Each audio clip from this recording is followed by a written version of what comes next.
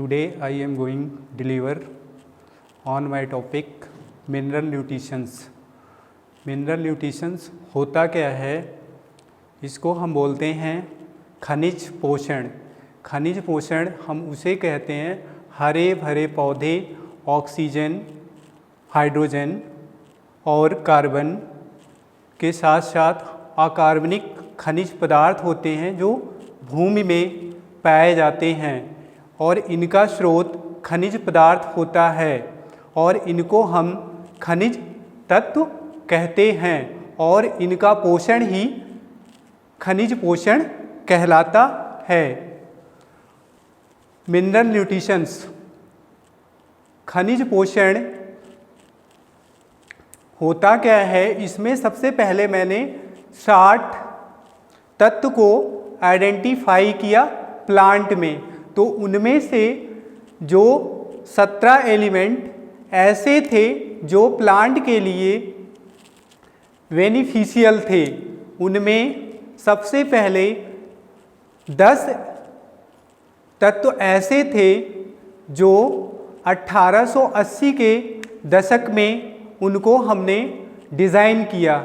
उसमें carbon, hydrogen, oxygen, potassium, calcium, magnesium, nitrogen, phosphorus और sulphur. फिर उसके बाद 1900 के दशक में मैंने 7 तत्व को और डिज़ाइन किया। उसमें manganese, zinc, copper, chlorine, boron, molybdenum और फाइनली निकेल। और इसको सबसे पहले एक साइंटिस्ट थे, एक वैज्ञानिक थे, आर्नन और स्टाउट। 1939 में उन्होंने एक क्राइटेरिया दिया, एक मापदंड दिया। उसमें उन्होंने बताया कि जैसे पहला जो उन्होंने मापदंड दिया, पहला क्राइटेरिया जो दिया उन्होंने, उसमें उन्होंने बताया कि कोई भी प्लांट अपने जीवन चक्र को तभी कंप्लीट कर सकता है जब उसमें कोई मिनरल न्यूट्रिशन या मिनरल एलिमेंट्स, कोई पोषक तत्व उसमें इन्वॉल्व हो।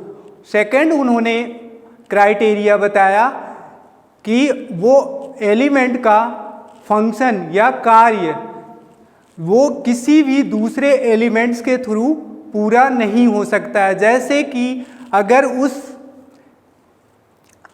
पौधे में, उस प्लांट में नाइट्रोजन का कमी है तो वो नाइट्रोजन ही उस कमी को रिप्लेस करेगा, यानी दूर करेगा, ना कि उसको पोटेशियम या फास्फोरस रिप्लेस कर सकता है। फिर उन्होंने तीसरा क्राइटेरिया बताया कि जो एलिमेंट होते हैं, जो पोषक तत्व होते हैं, वो सीधे इन्वॉल्व होते हैं पौधे के मेटाबॉलिज्म में। फिर उसमें कुछ नॉन फर्टिलाइजर न्यूट्रिएंट्स होते हैं। नॉन फर्टिलाइजर न्यूट्रिएंट्स का मतलब होता है जो उर्वरक नहीं होते हैं। उनमें जैसे कार्बन, हाइड्रोजन, ऑक्सीजन, ये पौधे इनको किसी ना किसी रूप में अपने अंदर एब्जॉर्ब करते हैं। जैसे कार्बन को कार्बन डाइऑक्साइड के रूप में, CO2 के रूप में एब्जॉर्ब करेंगे फोटोसिंथेसिस के लिए, प्रकाश संश्लेषण के लिए। उसके साथ साथ हाइड्रोजन और ऑक्सीजन को वो H2O के रूप में एब्जॉर्ब करेंगे। देन माइक्रोन्यूट्रिएंट्स का मतलब होता है बृहद पोषक तत्व। बृहद पोषक तत्व का मतलब होता है कि वो एलिमेंट जिनकी रिक्वायरमेंट पौधों को बहुत लार्ज मात्रा में होती है। उनमें 9 एलिमेंट्स होते हैं, 9 पोषक तत्व होते हैं। पहला carbon, hydrogen, oxygen, nitrogen, phosphorus, potassium, sulphur, magnesium, then calcium. फिर इसमें आता है कि कौन से एलिमेंट्स मोबाइल हैं, कौन से पोषक तत्व मोबाइल हैं और कौन से नॉन मोबाइल हैं। मोबाइल का मतलब होता है वे एलिमेंट्स जो यानी जैसे कि वो ओल्डर लीफ पे उनकी डिफिशियंसी आ रही है, वो यानी चल के ऊपर यंगर लीफ में पहुंच जाते हैं, यानी वो यहाँ नीचे उनकी क्लोरोसिस और ऊपर चले जाते हैं और नीचे उनकी क्लोरोसिस हो जाती है, तो वो मोबाइल एलिमेंट हमेशा ओल्डर लीफ पे नीचे वाली पत्तियों पे उनकी डिफिशियंसी दिखती है, तो उनको हम मोबाइल एलिमेंट्स बोलते हैं। उनमें आता है मेरा पहला नाइट्रोजन, फास्फोरस और पोटेशियम। नाइट्रोजन, फास्फोरस और पोटेशियम ये तीनों हाईली मोबाइल हैं। फिर उसके बाद मैग्नीशियम, मैग्नीज, मॉलिब्डेनम, क्लोरीन और जिंक। फिर उसमें आता है इमोबाइल एलिमेंट्स।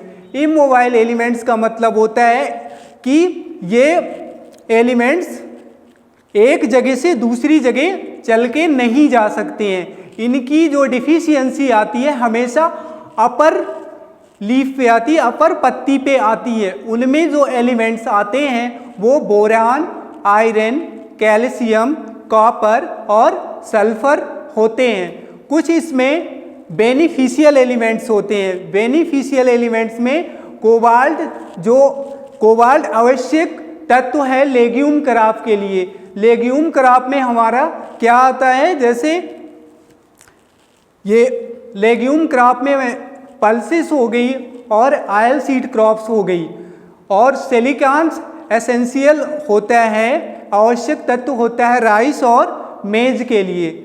निकिल जो एसेंशियल होता है वो लेग्यूम क्रॉप के लिए होता है। फिर उसके बाद आता है डिफिशियंसी सिम्टम्स द माइक्रोन्यूट्रिएंट्स। उनके लक्षण को हम कैसे पहचानेंगे। फिर उस देन माइक्रोन्यूट्रिएंट्स। माइक्रोन्यूट्रिएंट्स बृहत पोषक तत्व।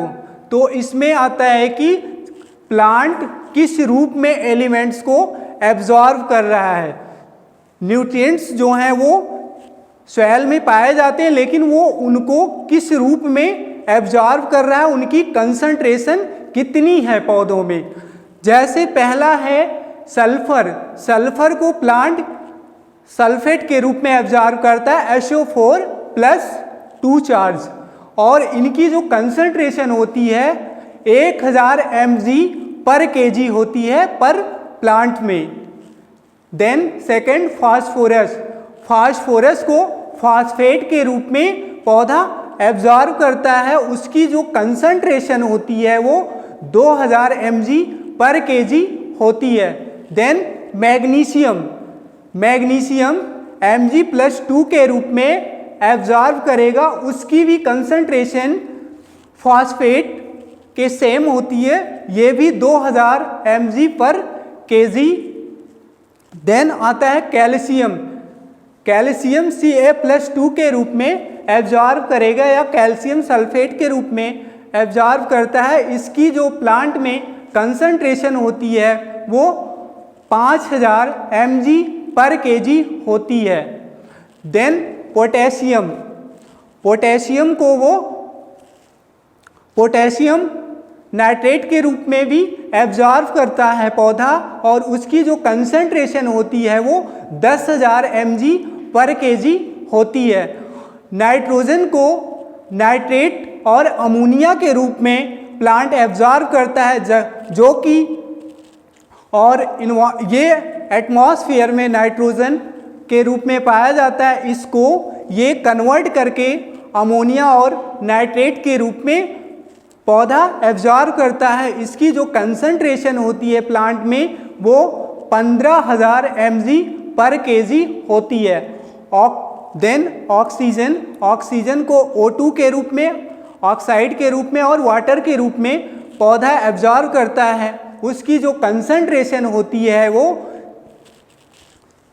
45,000 mg/kg होती है।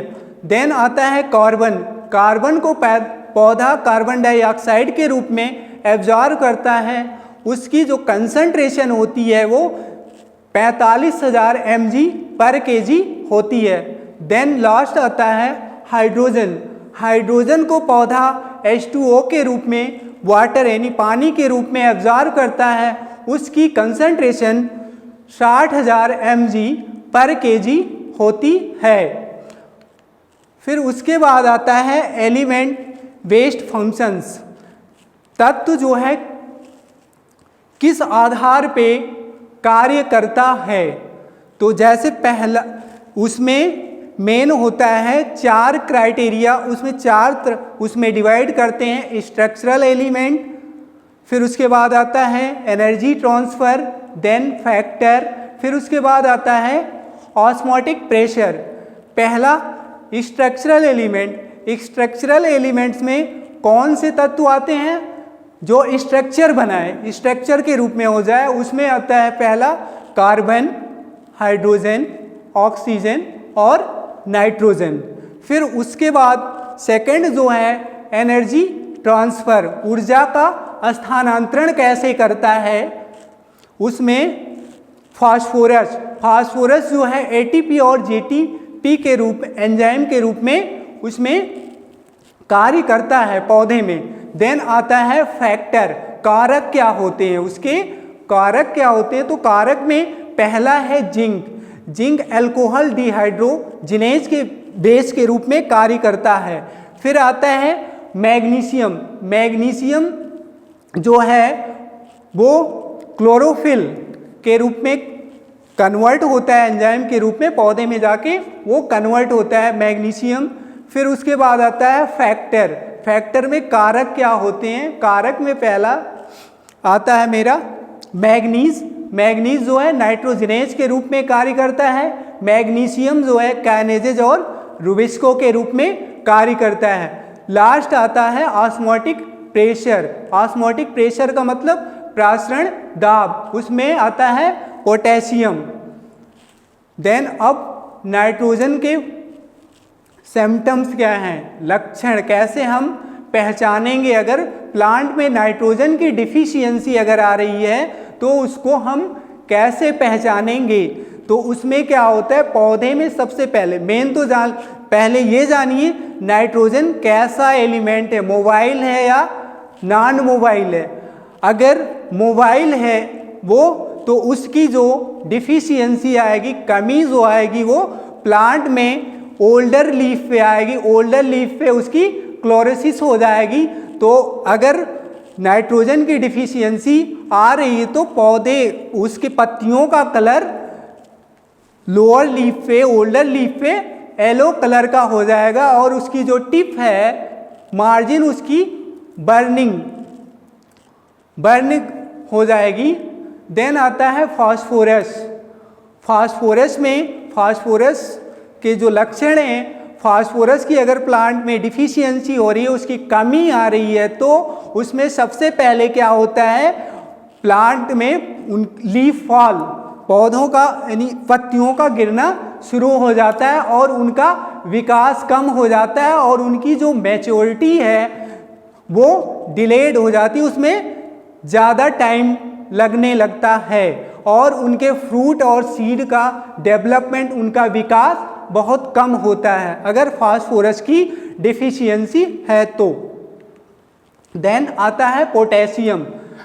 अगर प्लांट में अगर पोटेशियम की कमी है तो उसमें क्या होता है, मेन तो इसका जो रोल होता है, स्टोमेटा होते हैं पत्तियों में बैक साइड में, उनके नीचे की साइड में जो स्टोमेटा होते हैं उसमें इसका मेन रोल होता है पोटेशियम का, उनके खुलने और बंद होने में। और इनके जो लक्षण, जो सिम्टम आते हैं, ये इफेक्ट करता है, ये भी यानी मोबाइल एलिमेंट्स है, ये भी ओल्डर लीफ पे कॉज करता है और उनकी जो लीफ है वो वीक हो जाती हैं, श्रिवेल्ड हो जाती हैं और उनके सीड और फ्रूट का उतना सही विकास नहीं हो पाता है। सीड जो है वो श्रिंक कर जाते हैं, सिकुड़ जाते हैं अगर पोटेशियम की कमी है तो।